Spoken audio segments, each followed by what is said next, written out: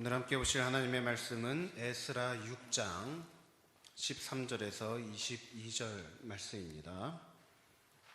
제가 가진 성경으로 구약성경 717페이지에 있는 에스라 6장 13절에서 22절 말씀 제가 봉독하겠습니다.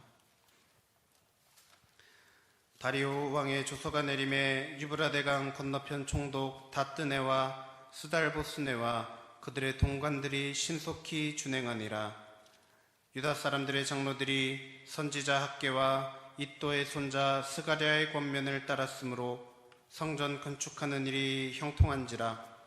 이스라엘 하나님의 명령과 바사왕 고레스와 다리오와 아닥사스다의 조서를 따라 성전을 건축하며 이를 끝내되 다리오 왕 제6년 아달월 3일에 성전 일을 끝내니라.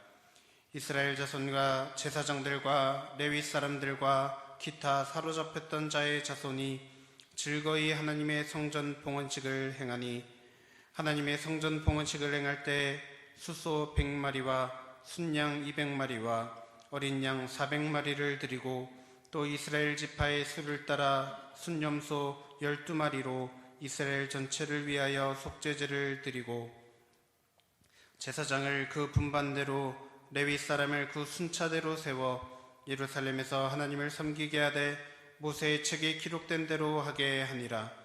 사로잡혔던 자의 자손이 첫째 달 14일에 유월절을 지키되 제사장들과 레위 사람들이 일제히 몸을 정결하게 하여 다 정결하며 사로잡혔던 자들의 모든 자손과 자기 형제 제사장들과 자기를 위하여 유월절 양을 잡으니 사로잡혔다가 돌아온 이스라엘 자손과 자기 땅에 사는 이방 사람의 더러운 것으로부터 스스로를 구별한 모든 이스라엘 사람들에게 속하여 이스라엘의 하나님 여호와를 찾는 자들이 다 먹고 즐거움으로 이랫동안 무교절을 지켰으니 이는 여호와께서 그들을 즐겁게 하시고 또 아스루 왕의 마음을 그들에게로 돌려 이스라엘의 하나님이신 하나님의 성전 건축하는 손을 힘있게 하도록 하셨음이었더라. 아멘. 다시 한번 함께 인사해 보시겠습니다. 샬롬. 샬롬. 반갑습니다. 네, 반갑습니다. 네, 오늘 또 교회 처음 오신 분들, 방문하신 분들 계시면은 진심으로 환영하고 축복합니다. 네, 이제 벚꽃이 지자마자 순식간에 날씨가 막 무더워지더니 요 며칠 내린 비로 인해서 더위가 한풀 꺾이고 조금은 더 봄 날씨를 누리게 된 것 같습니다. 어제는 봄 맞이로 우리 남선교회 주관으로 우리 교회 남자 성도님들이 함께 모여서 족구하는 시간을 가졌습니다. 네, 과연 얼마나 오실 수 있으려나 조금 염려가 되었지만 그래도 꽤 많은 분들 함께 해주셔서 즐거운 시간 보낼 수 있었습니다. 이처럼 교회가 함께 무언가 즐거운 일을 한다는 것이 참으로 기쁘고 감사한 일인 것 같습니다. 그래서 어제 저 시간을 통해서 결국 교회는 기쁨이 가득한 곳이 되어야 된다라는 것을 새삼 깨닫는 시간이었습니다. 올해 표로 삼은 문구 옆에 보이시죠? 주께서 주시는 풍성한 기쁨. 이 기쁨을 정말 풍성히 경험하는 우리 다산방주교회 모든 성도님들 되시길 간절히 소원하고 축복합니다. 네, 남자들은 이미 즐거운 시간을 보냈습니다. 우리 여성분들도 더욱더 모이기에 힘써 즐거운 시간 보내시는 여러분 되시길 바랍니다. 자, 그렇다면 여러분, 우리가 하나님이 주시는 기쁨을 과연 어떻게 받아 누릴 수 있을까요?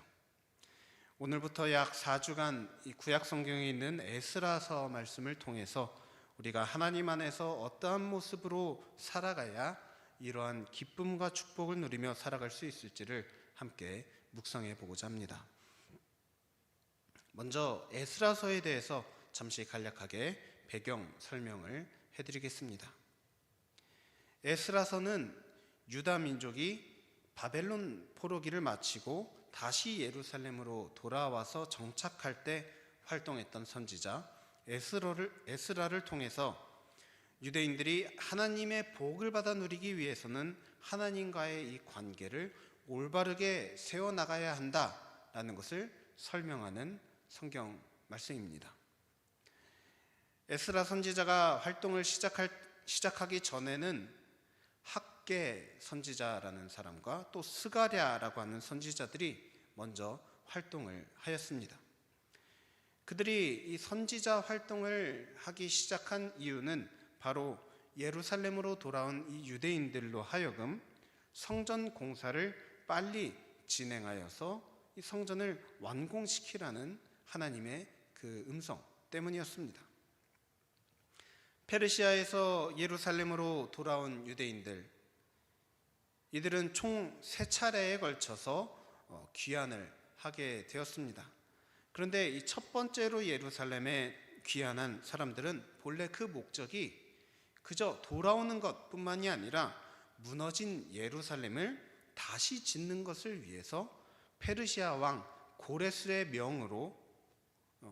명을 받아서 이 성전을 짓기 위해서 예루살렘에 다시 돌아온 것이었습니다. 그런데 문제는 이미 그곳에 자리 잡고 있었던 사람들이 있었습니다. 일명 사마리아인들이라고 하는 사람들이 이 예루살렘 성전이 바로 서는 것을 방해함으로 말미암아 예루살렘 성전 건축은 시작하고 얼마 지나지 않아 고작 기초밖에 닦지 못하고 그때로부터 60년 동안 방치되어 있었습니다. 문제는 60년간 성전이 세워지지 않은 채로 예루살렘 백성들은 그저 자신들의 삶을 살아가기에 급급한 모습으로 살고 있었습니다. 유대인들의 신앙생활은 곧 성전 중심 신앙생활이다라고 할 수 있을 정도로 유대인들에게는 이 성전이라는 것이 너무나도 중요한 것이었습니다. 이것을 달리 말하자면 성전이 없다면 유대인들은 신앙생활을 제대로 할 수 없다는 말입니다. 왜냐하면 성전이 있어야만 제사를 드릴 수 있고 제사를 드림으로 말미암아 당시 구약시대 유대인들은 제사를 통해서 얻을 수 있었습니다. 또 율법의 대다수가 제사와 관련된 것이었습니다. 그렇기 때문에 성전이 없는 채로 60년 동안 살았다는 말은 유대인들이 그 자신들의 전통에 따른 신앙생활을 그 60년이란 기간 동안 전혀 하지 못하고 살았다라는 말입니다. 즉 무너져버린 이 성전을 다시 건축하는 것을 목표로 예루살렘에 돌아왔던 백성들은 정작 성전을 짓지도 못하고 제대로 신앙생활을 하지도 못한 채 60년이라는 세월을 그저 흘려 보냈다는 것입니다. 이런 상황 속에서 먼저 학개라고 하는 선지자가 등장을 합니다. 그리고 그는 이 멈춰있던 성전 건축을 다시 재개하라는 메시지를 예루살렘의 백성들에게 전합니다. 그동안 성전도 지어지지 않고 또 예루살렘 그 성벽조차 제대로 세워지지 않은 채 자기들의 집만 세우고 각자의 생업에 몰두하고 있던 백성들에게 삶의 우선순위를 바꿔야만 한다. 하나님 중심, 성전 중심, 예배 중심의 삶으로 바꿔야 한다라는 메시지를 전했습니다. 하나님께서 학개를 통해서 주신 말씀은 이와 같았습니다. 만군의 여호와가 이같이 말하여 이르노라. 이 백성이 말하기를 여호와의 전을 건축할 시기가 이르지 아니하였다 하느니라.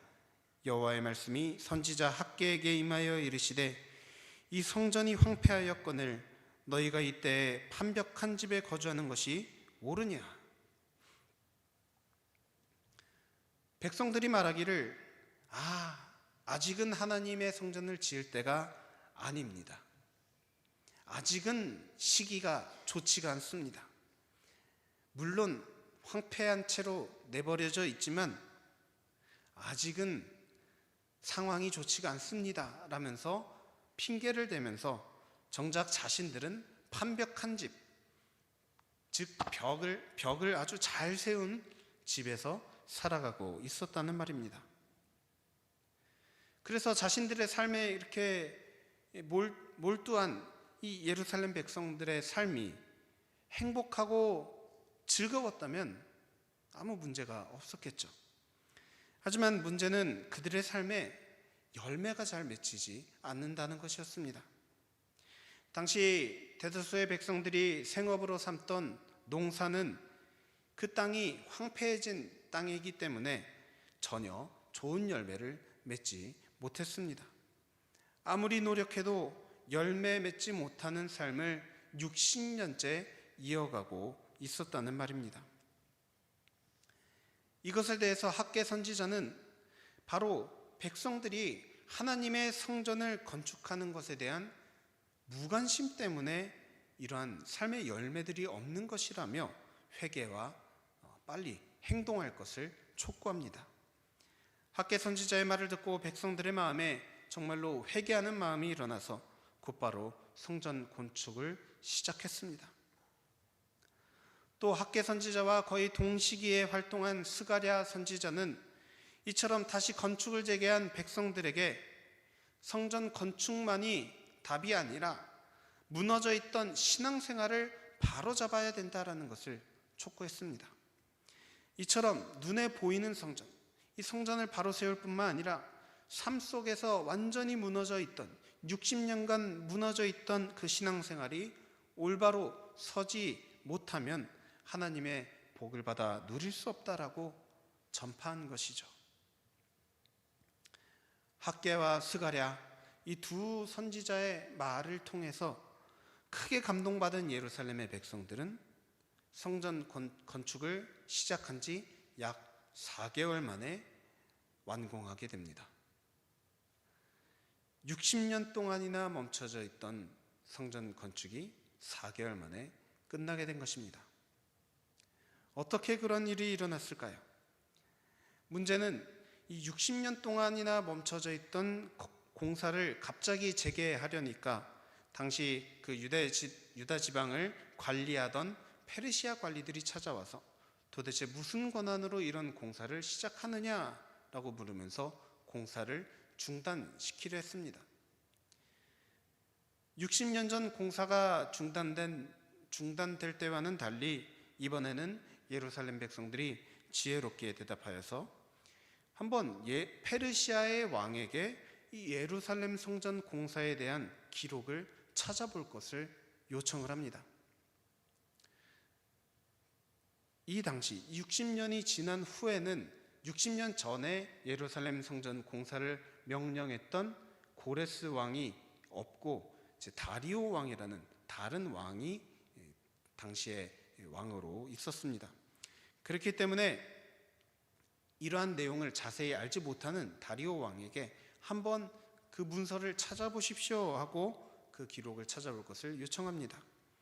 그래서 다리오 왕이 이 문서 보관한 것을 찾아보니까 앞서 고레스 왕이 명령한 그 조서를 발견을 하게 됩니다. 그리고 그 조서를 읽어보고 나서 오히려 그 공사를 방해하려고 했던 페르시아 관리들에게 명하여서 예루살렘 성전 건축에 필요한 모든 것들을 지원해 줄 것을 명합니다. 그렇게 페르시아 왕의 지원을, 그 직접적인 지원을 받아서 제2차 예루살렘 성전이 4개월 만에 건축을 완공하게 된 것입니다. 그래서 오늘 함께 보신 그 말씀인 에스라 6장 13절에서 22절 말씀에서는 사실상 성전 건축이 완료가 된 후에 이 예루살렘 백성들이 성전 건축을 어떻게 기념하였는지를 설명합니다. 먼저 아까 보신 13절 말씀에 조금 생소한 이름들이 나오는 것을 볼 수 있습니다. 바로 다뜨네와 스달보스네라는 이름입니다. 이들이 바로 이 성전 공사를 중단시키려 했었던 페르시아의 관리들의 이름입니다. 그러나 이들이 마치 큰 방해가 될 것처럼 느껴졌지만 오히려 이들이 찾아와서 페르시아 왕에게 과거 예루살렘 성전을 지으라는 명령을 내린 적이 있었는지를 확인하라고 요청한 결과 다리오 왕이 이 성전 건축에 대한 지원을 명령해서 일이 더욱더 순조롭게 풀릴 수 있었다는 것을 생각을 하면 하나님께서는 당신이 그 뜻하신 바를 이루기 위해서 심지어 적들을 통해서도 일이 놀랍게 진행될 수 있게 하신다는 것을 우리는 깨달아 알 수 있습니다. 이처럼 저와 여러분의 삶에서도 하나님께서 그 뜻을 이루기로 작정하시는 것이 있다면 저와 여러분의 적들을 통해서도 하나님의 선하신 뜻이 드러나 보이게 되는 놀라운 일을 이루시는 그런 능력의 하나님이라는 것을 기억하시고 그런 하나님의 역사를 끝까지 믿음으로 믿고 또 기도로 기대하면서 살아가시는 저와 여러분 되기를 간절히 소원합니다. 또한 60년 동안이나 성전 건축을 차일피일 미루던 유다의 백성들이 14절 말씀에 보면 유다 사람의 장로들이 선지자 학개와 이도의 손자 스가랴의 권면을 따랐으므로 성전 건축하는 일이 형통한지라 라고 하였습니다. 학개와 스가랴, 하나님이 보내신 선지자들의 말을 잘 듣고 그것을 잘 따름으로 말미암아 성전을 건축하는 일이 형통하였다라고 했습니다.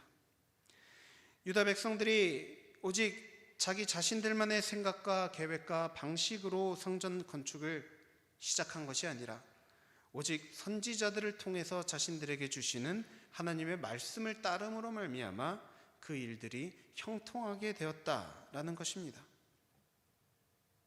여러분, 우리들이 하는 일들, 우리들이 계획하는 일들이 하나님의 은혜를 받아서 형통하게 되기 위해선 하나님을 기쁘시게 해야 합니다. 하나님을 기쁘시게 하지 않으면서 일이 형통하게 된 것을 바라는 것은 도둑심보입니다. 그런데 하나님을 기쁘시게 한다고 하면서 하나님의 말씀을 무시하거나 하나님의 말씀을 대수롭지 않게 여기면서 하나님의 말씀을 듣고도 여전히 나의 생각과 나의 방식대로 일을 진행하려고 한다면 결국 그 일은 실패하고 말 것입니다. 그러나 오늘 말씀에 나온 이 예루살렘의 백성들처럼 정말로 하나님의 말씀을 있는 그대로 행하려고 애쓰며 하나님이 원하시는 것을 하나님이 원하시는 방식대로 순종할 때 저와 여러분도 이 유다 백성들이 경험한 그런 형통함을 우리도 경험하게 될 줄로 믿으시기 바랍니다. 그렇게 순조롭게 성전 건축을 끝마치고 나서 16절 말씀에 보면 성전 봉헌식을 드리는 장면을 확인합니다. 그런데 성전 봉헌식 장면을 두고 에스라서의 기자는 이와 같이 표현합니다. 이스라엘 자손과 제사장들과 레위 사람들과 기타 사로잡혔던 자의 자손이 즐거이 하나님의 성전 봉헌식을 행하니, 즐거이 성전 봉헌식을 행했다 했습니다. 성전 건축을 마무리한 것이 그들에게 기쁨이 되었다는 것입니다. 이것이 말하는 것은 무엇입니까? 아직 그들의 삶에는 아직 어떠한 열매도 맺히지 않았습니다. 아직 생계에는 큰 변화가 일어나지 않았습니다. 하지만 이들의 마음에는 즐거움, 기쁨이 있었다는 것입니다. 왜입니까? 왜냐하면 이들이 경험한 것은 바로 하나님께서 뜻하시면 방해가 있어도 망하는 것 같아도 결국 그 일이 형통하게 된다는 것을 경험했기 때문입니다. 적들을 통해서 오히려 복을 받아서 건축을 마무리할 수 있게 되는 그 특이한 경험을 통해서 백성들의 마음속에는 자신들의 삶에도 나의 삶에도 만약 하나님께서 이러한 신비로운 도우심으로 임해 주신다면, 하나님이 도와주시기만 한다면 이와 같은 형통함을 누리게 될 수 있을 거다라는 믿음과 기대가 생겨난 것입니다. 이것이 바로 예루살렘의 백성들이 이 완공된 성전을 바라보면서 품었던 마음입니다. 저와 여러분은 어떠한 마음으로 주님의 형통함을 바라며 살아가고 있습니까? 오늘날 교회를 바라보고 또 교회 안에 하나님의 복을 받아서 그 복된 삶을 살아가는 성도들을 바라보면서 저와 여러분 또한 이러한 마음을 품어야 할 줄로 믿습니다. 교회가 나랑 무슨 상관이야? 교회가 잘 되는 게 나한테 무슨 도움이 돼? 또는 왜 저 사람만 저렇게 복 받고 나는 왜 전혀 받지 못하는 거야? 하면서 심드렁하게 지내거나 시기하며 질투하면서 신앙생활하는 것은 아무런 도움이 되지 못합니다. 여러분, 만약 교회가 잘 된다면 우리 개개인의 삶과는 아무 상관없는 것이 아니라 교회가 잘 되는 것을 보면서 하나님께서 당신의 선하신 뜻을 이루어 가시는 것을 깨달을 수 있어야 합니다. 교회가 더욱더 이렇게 성장하는 것을 보면서 하나님께서 우리 삶에도 성장케 해주시는 그런 역사를 얼마든지 이루실 수 있다는 것을 믿음으로 믿을 수 있어야 합니다. 또 교회 안에 누군가가 하나님의 복을 받아서 형통한 삶을 살아가는 그 모습을 보게 된다면 그것 또한 하나님께서 살아서 역사하고 계셔서 그렇게 형통한 삶을 살아갈 수 있게 된다는 것을 깨달을 수 있는 그런 증거가 되는 것입니다. 그런 증거를 우리가 보고 우리도 그러한 삶을 살아갈 수 있기를 또 도전을 받으면서 살아가는 것입니다. 그래서 그런 모습을 보면서 바라옵기는 저와 여러분이 그런 은혜, 그런 형통함을 우리 각 사람에게도 우리 각 가정에게도 하나님께서 허락해 주시기를 바라고 기도에 힘쓰는 삶 살아가시기를 간절히 소원합니다. 이러한 기대와 소망으로 우리가 가득 차 있을 때 아직은 우리 삶에 아무 열매가 없다 할지라도 당시 예루살렘의 백성들이 성전을 보면서 기쁨으로 가득 찼던 것처럼 우리들의 삶에도 오직 기쁨으로 가득 차게 되는 줄로 믿으시기 바랍니다. 그리고 이런 즐거운 마음으로 백성들은 무엇을 했습니까? 바로 예배를 드렸습니다. 저와 여러분 모두 다 삶의 즐거움이 가득한 그런 삶을 바라며 살아갑니다. 그런데 중요한 것은 과연 그 즐거움이 어떤 즐거움이냐는 것입니다. 혹 세상적인 욕심이 충족됨으로 말미암아 누리는 즐거움만을 바라며 살아가고 있지는 않습니까?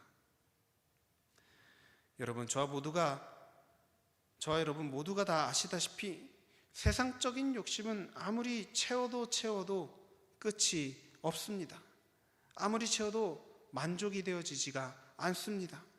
가지면 가질수록 더 허망해지고 갖고 싶던 것을 가져도 막상 그 즐거움이 채 일주일, 채 한 달을 가지 않는 것을 경험하고는 합니다.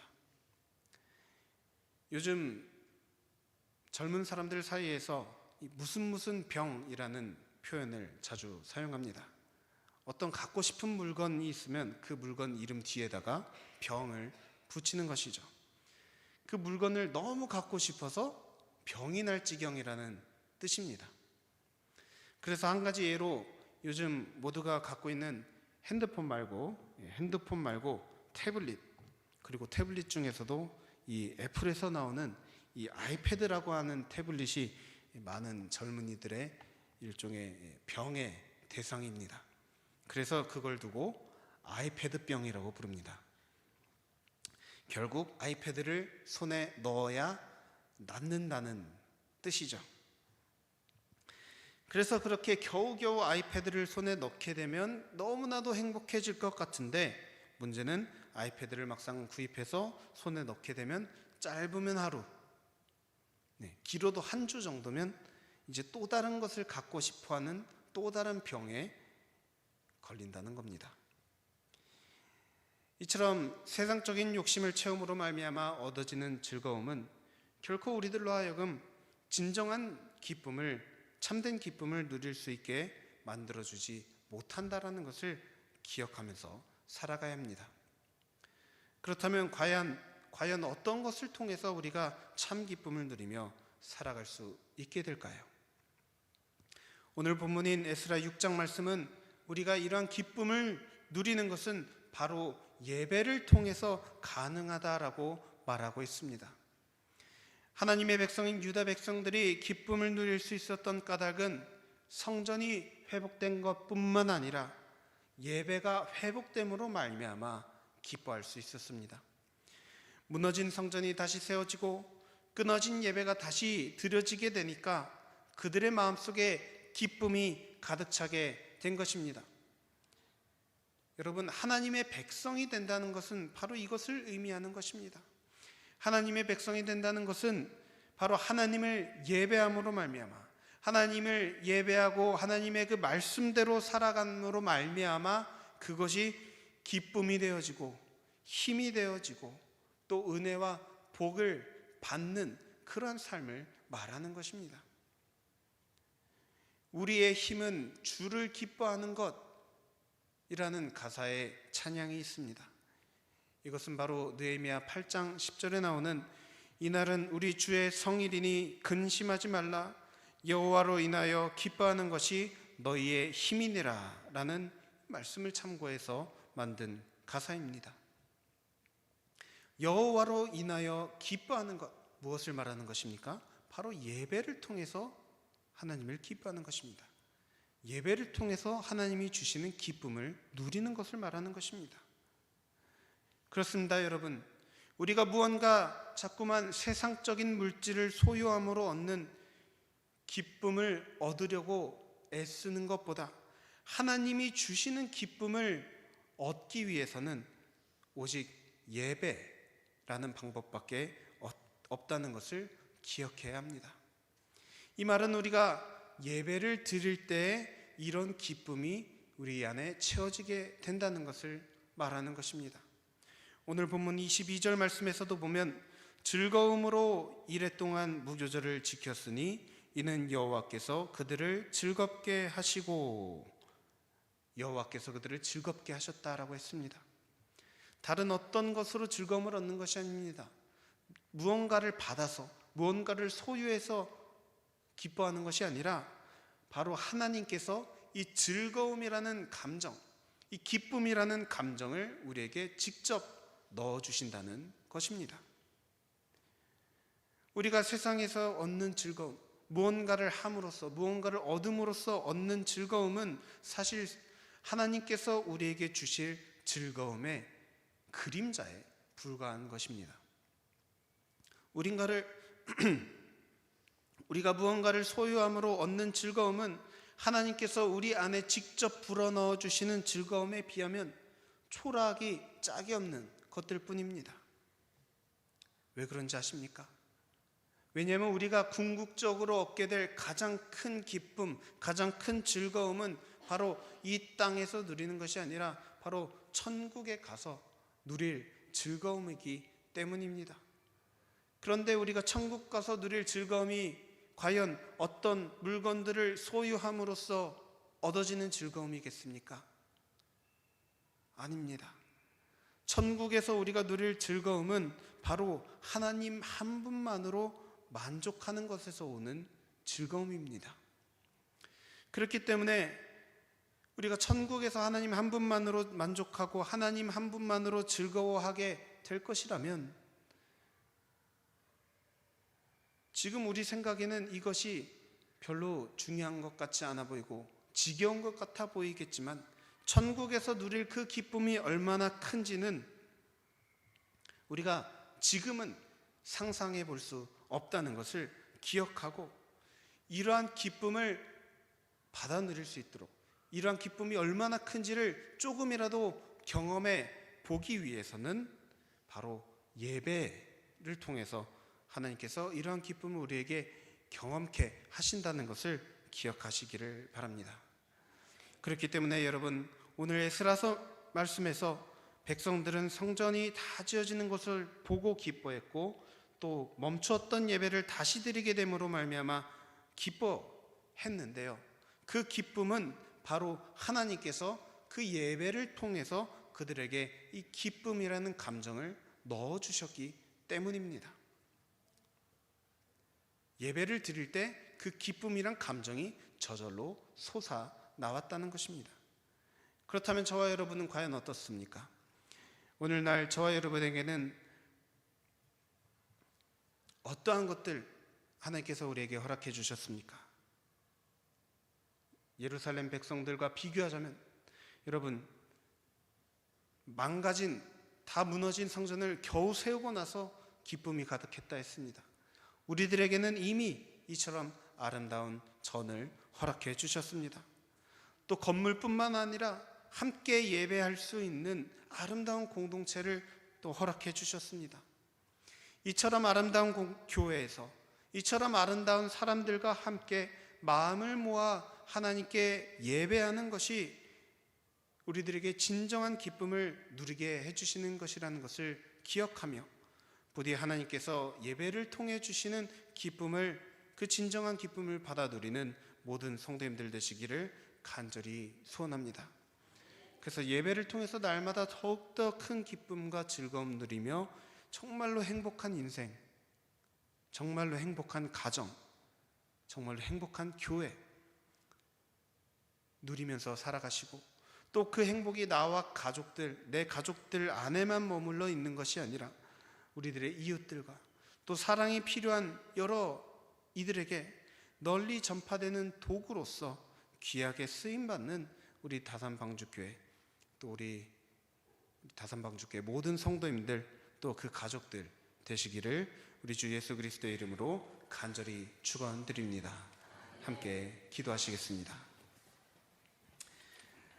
우리를 사랑하사 우리들의 이런 부족한 모습에도 불구하고 항상 함께 해주시고 인도해 주신 사랑의 하나님, 하나님의 그 사랑을 핑계로 다 무너져버린 성전을 보면서도 60년 동안 별 생각 없이 지냈던 예루살렘의 백성들처럼, 그래서 예배를 제대로 드리지도 않고 하나님이 주시는 기쁨 없이 살아가면서도 아무런 문제의식도 깨닫지 못하고 살아갔던 그 예루살렘의 백성들처럼 오늘날 우리들도 때때로 주님 앞에 진정으로 예배드리는 삶을 실패하면서 살아왔음을 고백합니다.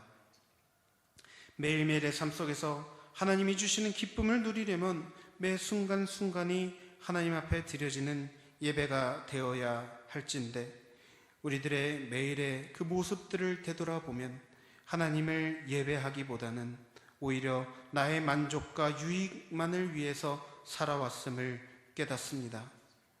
주님, 이제는 우리들로 하여금 허망한 즐거움을 위해서 살아가는 것을 그만둘 수 있게 하여 주시고 오직 하나님으로부터 얻어지는 진정한 기쁨을 우리가 드리는 이 예배를 통해서 누릴 수 있도록 인도하여 주옵소서.